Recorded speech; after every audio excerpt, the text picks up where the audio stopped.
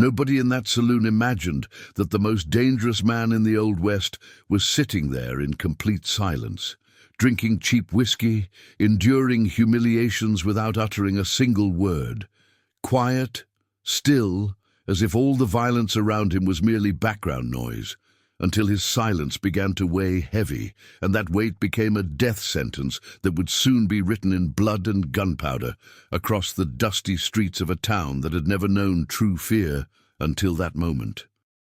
The saloon, known as the Red Serpent, boiled with drunken laughter and the dense smoke of cigars, mixing with the acrid smell of unwashed bodies and spilled beer. It was the year 1883, and the town of Dust Creek lived under the terror of a single gang that had transformed what was once a peaceful settlement into a place where hope went to die.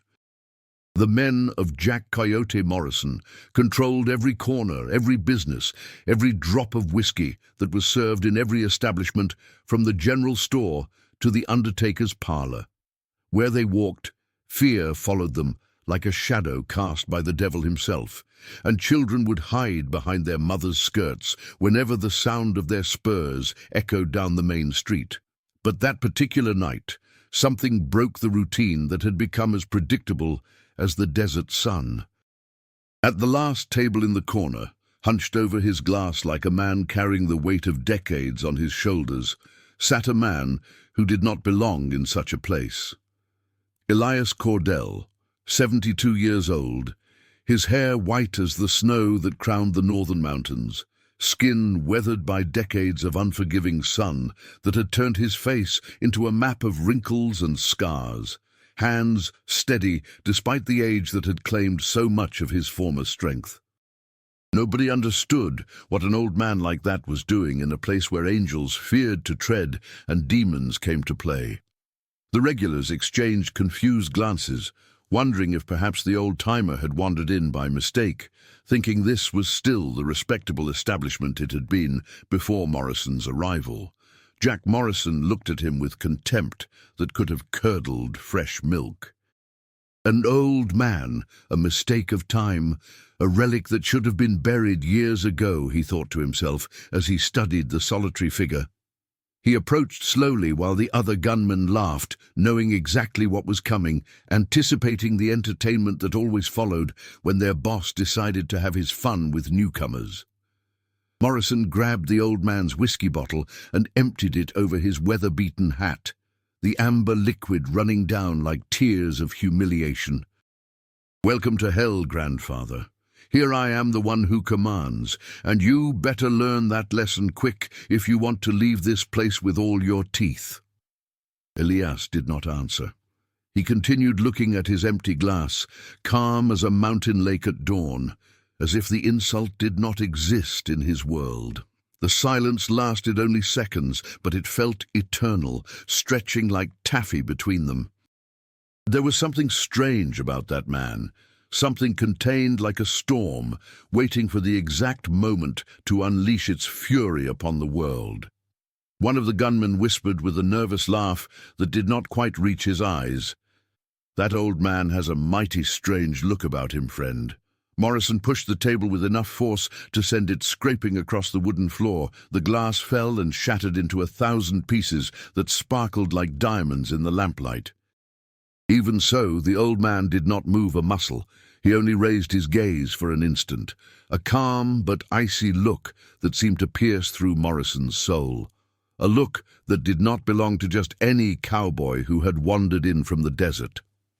For a moment, Jack Morrison doubted himself, feeling something cold crawl up his spine like a scorpion made of ice. There was something in those grey eyes that spoke of deaths uncounted, of blood spilled in quantities that would make the bravest man weak in the knees. Thomas the Crow Garrett, Morrison's second in command, felt his blood turn to ice water in his veins. He knew that look.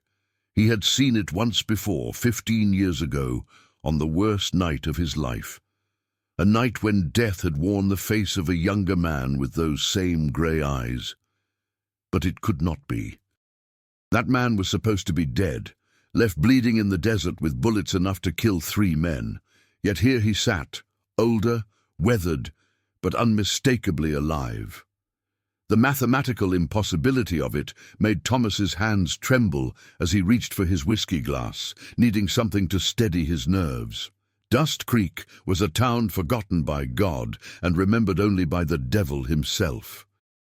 3 streets of dirt that turned to mud when it rained and dust when it did not, a bank that had been robbed so many times the manager had stopped bothering to lock the safe, a church without a pastor because the last 3 had fled in terror, and a saloon that never closed because there was always someone who needed to drown their sorrows or celebrate their crimes.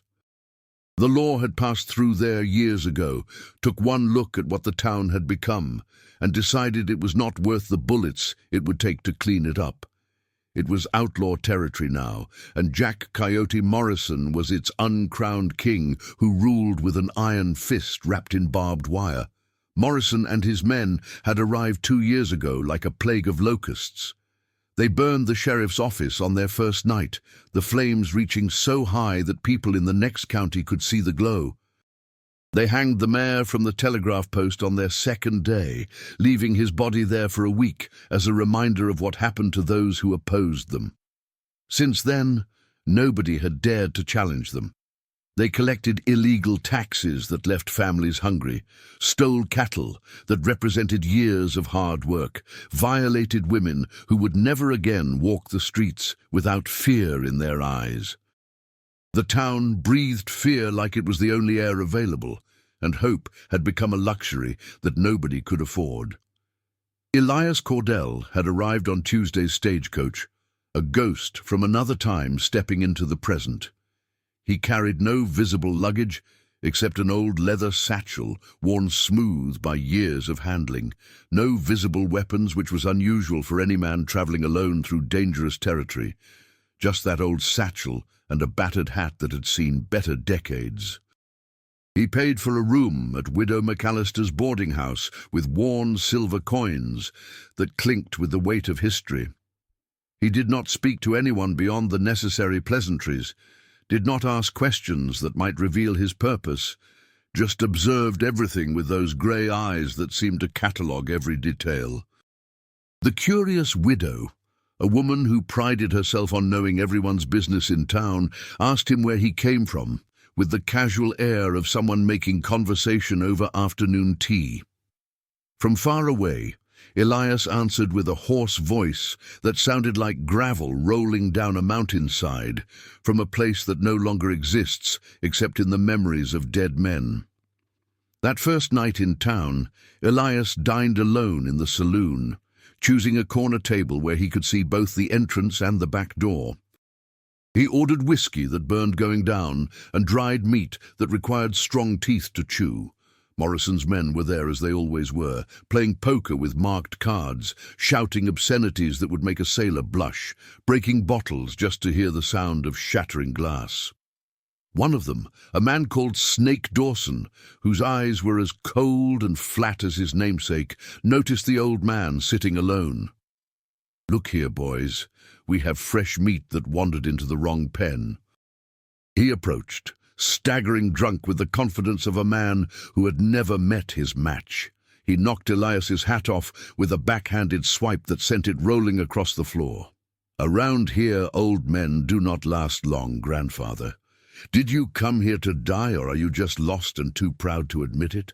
Elias chewed slowly, deliberately, as if savoring every fiber of the tough meat. He did not raise his eyes from his plate, just responded with glacial calm that could have frozen the whiskey in every glass. "I came to remember things that most men spend their lives trying to forget." Snake laughed with the hollow sound of a man who did not understand the weight of the words he had just heard. "Remember what, old-timer? How it feels to be alive before we send you to meet your maker." The silence fell for a second like a curtain between them. Snake frowned, confused by the lack of fear in the old man's demeanor. Then he spat in Elias's plate, the glob of saliva landing directly in the middle of his remaining food, and returned to his table among the laughter of his companions, who slapped him on the back in congratulations. The old man wiped the spit with his sleeve without any change in expression, finished eating what remained as if nothing had happened, left some coins on the table that rang with finality, and stood up in silence. But before crossing the door into the night, he stopped and turned. He looked toward the gunman's table with an intensity that made the laughter die in their throats. His gaze stopped on each face, memorizing them one by one like a predator selecting prey, cataloging every scar, every nervous tic, every weakness. The men shifted uncomfortably under that scrutiny, feeling naked and vulnerable in a way they had never experienced before. Outside, under the yellow light of the oil lamps that lined the street, a cold wind ran through the deserted thoroughfare, carrying with it the smell of coming rain and something else, something that tasted like iron and gunpowder. The wooden doors creaked in the wind like coffins opening, and somewhere in the past, somewhere in the rivers of blood that had flowed through the years, the name Elias Cordell had meant something terrible, something that would soon be remembered by everyone who had thought it safely buried in history. The boarding house of Widow McAllister smelled of lye soap and old wood that had absorbed decades of stories. Elias climbed the stairs slowly, each step measured and deliberate, as if every movement reminded him of an old discipline learned in places where a wrong step meant death. His room was simple to the point of austerity, just a bed with a thin mattress, a chair that wobbled on uneven legs, a window that looked out onto the main street where all the devils came to dance. He sat on the bed that groaned under his weight and took from his satchel the only valuable thing he carried with him through all these years. It was a yellowed photograph preserved between two pieces of glass. In it, a young man in a Confederate uniform stood at attention, serious as death itself, with a fresh scar on his cheek that would never fully heal. Beside him, a beautiful woman whose eyes held all the love in the world, held a small girl who could not have been more than 5 years old. Elias ran his finger over the woman's face with a tenderness that contradicted everything else about him. His eyes grew moist, but he did not cry. It had been decades since he had allowed himself that luxury. The last time was in 1869, when he found his house burned to the foundation and the bodies of his wife and daughter buried under the ashes that still smouldered with the heat of hatred. The ones responsible had been a band of deserters from the Northern Army who raided ranches along the border, taking what they wanted and burning what they could not carry. Elias had tracked them for 2 years with the patience of a man who had nothing left to lose and everything to avenge. He found them one by one in towns and camps scattered across 3 states. None of them died quickly, and none of them died without knowing exactly why death had come for them, wearing the face of Elias Cordell. When it was over, when the last man stopped screaming and begging for a mercy that would never come, Elias Cordell disappeared from the world of men. He became legend, myth, a story told around campfires to frighten young gunfighters who thought themselves invincible. The blood ghost, they called him in whispers. The gunslinger who never missed, who killed without compassion or hesitation, who left only silence and death in his wake like a biblical plague. But after that massacre that had painted 3 states red with blood, Elias retreated from the world. He hid in the mountains, where only eagles and mountain lions dwelt, lived like a hermit in a cabin he built with his own hands, tried to forget the taste of vengeance that had become as familiar as his own breath. He spent 15 years in that self-imposed exile, 15 years trying to wash the blood from hands that would never be clean. Until 3 weeks ago, when everything changed. A traveler had arrived at his cabin, half dead from exposure and dehydration, begging for water and shelter. Before dying in Elias's arms, the man told him about Dust Creek, about Morrison and his men who ruled with unprecedented cruelty, and mentioned a name that froze Elias's blood in his veins. Thomas the Crow Garrett, The only man who had escaped his vengeance 15 years ago, the one who had planned the attack on his family with military precision, the one who had given the order to burn his house while his wife and daughter slept peacefully inside. And now Thomas Garrett was the second in command of Jack Morrison's gang. Elias put away the photograph with the same care a priest might handle a sacred relic, removed his boots that had walked through more blood than rain, and lay down fully dressed. His hands trembled, not from fear which had been burned out of him long ago, but from muscle memory that never forgot. His fingers remembered the exact weight of a revolver, the precise pressure needed on the trigger, the recoil that travelled up the arm like lightning, the sound of a life ending with thunder and smoke. Outside, the laughter from the saloon continued like the cackling of demons, but in that dark room, something ancient and terrible had awakened.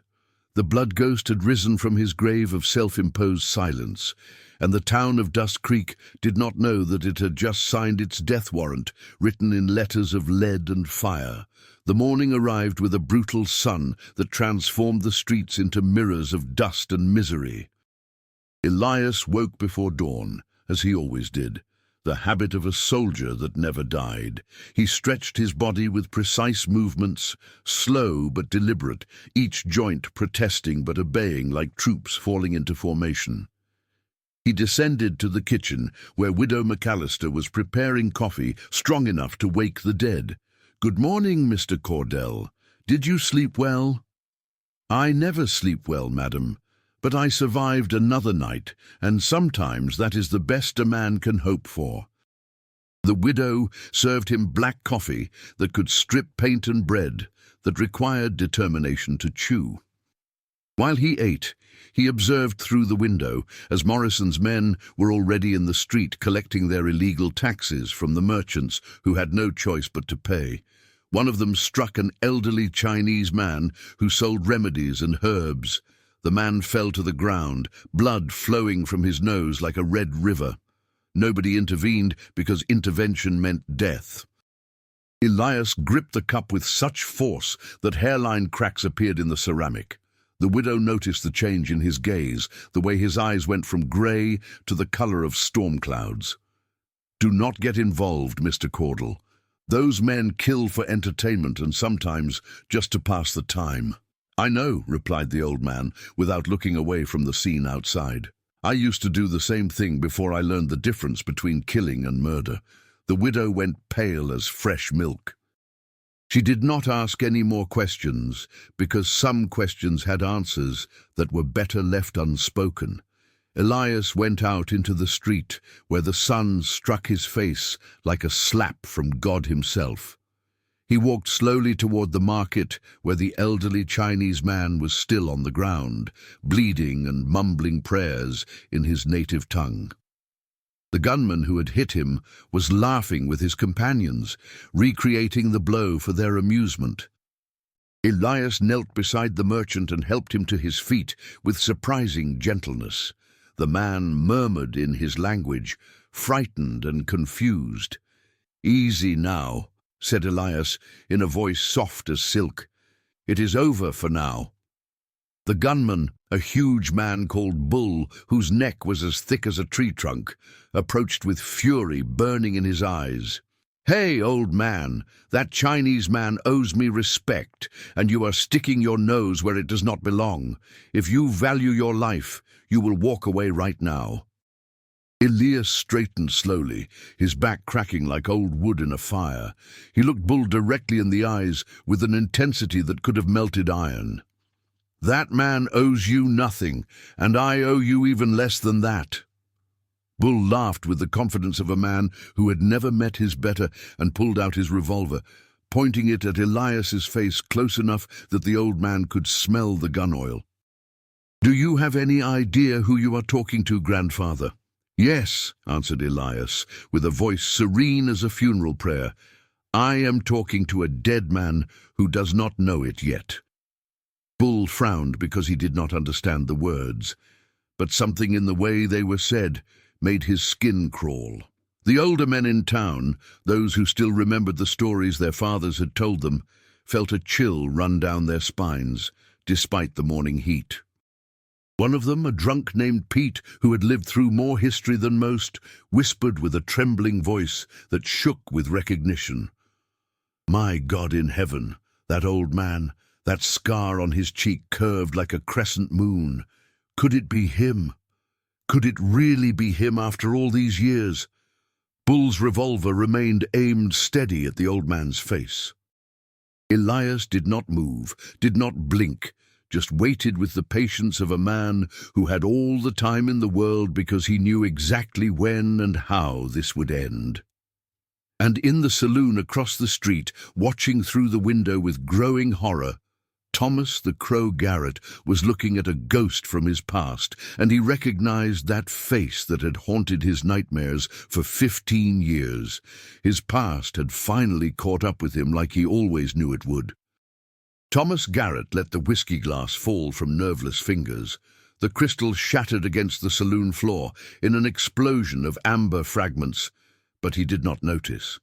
His eyes were fixed on the old man in the street, on that crescent-shaped scar on the left cheek that time had deepened but not erased. "It cannot be," he murmured through lips that had gone dry as desert sand. "We killed him. We left him bleeding in the desert with enough lead in him to sink a boat." But they had not killed him, and Thomas knew it in his bones. 15 years ago, after burning the Cordell house with the woman and child inside, the gang had split up like roaches when the light comes on. Thomas heard the rumors in the months that followed. One by one, his companions were found dead in ways that spoke of patience and planning. Some hanged from trees like strange fruit, others with bullets between the eyes, so precise it was like they had been measured with a ruler. Others bled out in alleys from wounds that had been designed to hurt before they killed. Everyone died except him, because he had run faster and farther than the others. Thomas had fled north like a man chased by the devil himself, changed his name 3 times in 3 different states, joined different gangs, always moving, always looking over his shoulder, until he met Jack Morrison and found a place where he thought he could hide from the past. But he always knew that someday that ghost would come for him, that death would wear the face of Elias Cordell. And now it was here, standing in the dusty street like it had been summoned from hell itself. In the street, Bull still aimed at Elias while the tension grew thick enough to cut. Jack Morrison emerged from the saloon, alerted by the sudden silence that had fallen over the town like a burial shroud. He was a tall man of 30 years, his face marked by smallpox scars that made him look like the moon's surface, eyes like extinguished coals that had never held warmth. "What is happening here?" he asked with a voice rough as a coffin nail. Bull responded without lowering the weapon. "This old fool stuck his nose where it should not be, boss. He thinks he is some kind of hero." Morrison looked Elias up and down with the calculating gaze of a man who had survived by knowing how to measure threats. He saw an unarmed old man, bent by age, with threadbare clothes that had seen better decades. "Are you insane, old-timer? Do you want to die this morning? Is that your plan?" Elias looked at him with that icy calm that disarmed men more effectively than any weapon. "I do not seek death. Death and I are old acquaintances. I'm looking for someone. Who might that be? Thomas Garrett. I know he's here. I can smell the fear coming off him from across the street." The air froze despite the morning heat. Morrison frowned because this was unexpected. Some of his men looked toward the saloon, where Thomas remained paralyzed at the window, like a rabbit watching a hawk circle overhead. "I do not know any Garrett," Morrison lied with practiced ease. "Yes, you do," said Elias with certainty that could not be shaken, "and he knows me better than he knows his own mother." Thomas emerged from the saloon slowly, his legs shaking like a newborn colt's. His right hand brushed the butt of his revolver in a nervous gesture, but he did not draw. He had fear in him now, a fear he had not felt since he was young and green. "Elias Cordell," he said with a voice broken like his spirit, "I thought you were dead. We all thought you were dead and buried. "I was dead," Elias replied, without taking his eyes off Thomas. "I was dead until I learned you were still breathing my air." Morrison looked at Thomas with confusion and growing concern. "You know this old fossil?" Thomas swallowed hard enough that everyone could hear it. "He is the blood ghost, the man who killed 30 men without losing a single duel, the man who never missed, never hesitated, never showed mercy." Jack Morrison released a dry laugh that cut the silence like a rusty blade. "The blood ghost, that is just a fairy tale that drunken grandmothers tell to scare children." He turned toward Elias with contempt that could have curdled fresh cream. "Look here, grandfather. I do not know what stories have been stuffed into your head, but here I am in command. This is my town, these are my men, and if you want Thomas, you will have to pass through me and my 20 guns. Elias did not shift his gaze from Thomas. It was as if Morrison did not exist in his world. 20 men do not worry me. I have killed more for less cause than this." Morrison stopped laughing, because there was something in the old man's voice, a cold certainty that came from experience, a tranquility that only belonged to men who had seen death so many times. They had become intimate with it. Thomas took a step backward, his boot heel catching on a loose board. "Jack, listen to me carefully. This man is real as death, and twice as certain.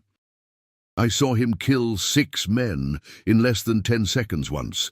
He did not just shoot them, he executed them like he knew exactly where each one would fall before he pulled the trigger, like he could see the future written in blood." "You are paranoid and yellow," Morrison spat, but his hand went instinctively to his revolver because even he could feel that something was different about this old man. Elias spoke with a low voice that nonetheless carried to every ear in the street. "I will give you one opportunity, Morrison. Hand over Thomas to me. Let me finish what I started 15 years ago, and I will leave. You and your men stay alive. Keep controlling this worthless town. Nobody has to die today except the one who earned it long ago, and if I refuse to hand over one of my men, then everyone dies, one by one, in the order I choose. And Thomas will be the last, just so he can watch his friends fall before him like wheat before the scythe." Bull spat tobacco juice into the dust, the brown stream landing near Elias's boot. "This old fool has lost his mind, boss. Let me blow his brains across the street, and we can get back to drinking." Morrison raised his hand, stopping Bull from acting on his words. He studied Elias like a man studying a map of unknown territory. He searched for fear, for doubt, for hesitation, for anything that would tell him this was all bluff and bluster. He found nothing, only an icy void in those grey eyes that seemed to look through him into some distant place where all his men were already dead. "You have until tomorrow at dawn to leave town," Morrison said finally, the words tasting like ashes in his mouth. "If you are still here when the sun comes up, I will kill you myself and feed your corpse to the buzzards." Elias nodded slowly, like a judge passing sentence. "Tomorrow at dawn, then, in the main street. You, me, and Thomas. And may God have mercy on whoever survives, though I doubt he will." He turned and walked back to the boarding house with measured steps, leaving 20 armed gunmen watching him go, not one of them moving to stop him.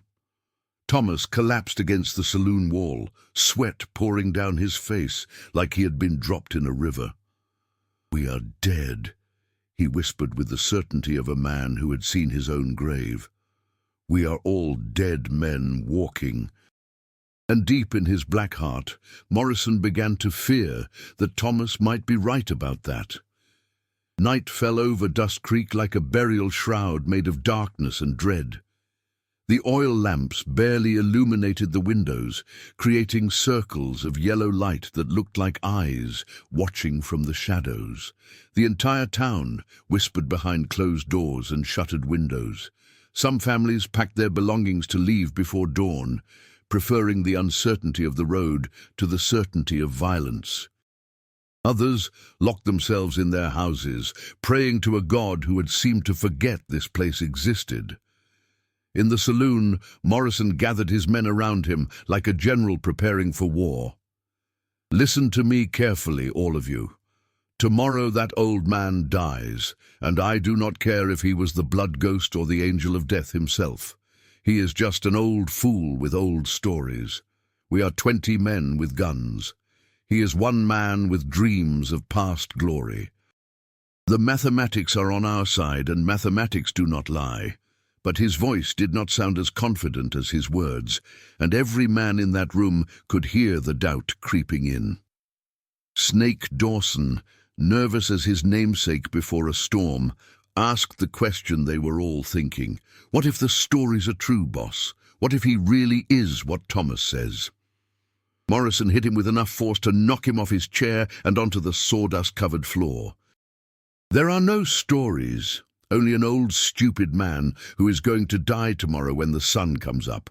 But even as he said it, he did not believe it entirely. Thomas drank in a corner, the bottle almost empty, his hands shaking so bad he could barely hold the glass. He had not spoken in hours because the memories were drowning him like a tide of blood. He remembered that night in 1869, the house in flames lighting up the sky like a second sun, the screams that had seemed to go on forever but had actually lasted less than a minute, and then months later finding his companions dead, each one marked with a signature, a silver bullet embedded in the forehead like a period at the end of a sentence. "He does not just come to kill me," Thomas muttered to the shadows. "He comes to make everyone who protects me suffer first. He wants them to know that helping me was the last mistake they would ever make." Morrison heard him, and for the first time felt a knot in his stomach that might have been fear. In the boarding house, Elias dined in silence on beef that required determination to chew and vegetables that had seen better days. Widow McAllister sat across from him, unable to contain her curiosity any longer. "Why do you do this? You are old enough to know better. You could live in peace for whatever time you have left. Why choose violence when you could choose quiet?" Elias looked at her with eyes tired from carrying too many memories. "Peace is a luxury I lost a long time ago, madam. The only thing left to me is to finish what I started, to balance the scales as much as one man can. And after that, I can die knowing I did what I could, which is all any man can hope for." The widow sighed deeply. "How many men have you killed in your life, Mr. Caudle, if you do not mind me asking?" Elias stopped chewing and put down his fork. The question floated in the air between them like smoke. "I stopped counting after 50, because after that number, what is the point? Each one had a name, a story, probably a family, but they chose their path, and it crossed mine. That is how the world works." The silence was absolute, thick enough to touch. Elias finished his dinner, went up to his room, opened his satchel, and took out something he had kept wrapped in oiled cloth for years. 2 Colt .45 revolvers, engraved with the initials EC in flowing script. The weapons gleamed as if they had been polished yesterday, though they had been stored for years. He loaded them with bullets he had cast himself years ago, made from lead and silver, 6 in each cylinder, 12 bullets total, more than enough for what needed to be done. Outside, the full moon illuminated the empty street like a spotlight on an empty stage, waiting for the actors to arrive. The wind whispered through the buildings like a prophecy of violence. Tomorrow, Dust Creek would be baptized in blood, and the blood ghost would write his name in the annals of history one more time. The dawn would bring death, and death would wear the face of an old man who had nothing left to lose and only one thing left to do. The legend would end where it began, in violence and gunsmoke, and the ghosts of the past would finally be laid to rest in lead and powder. Tomorrow, the blood ghost would rise for the last time, and God help anyone who stood in his way.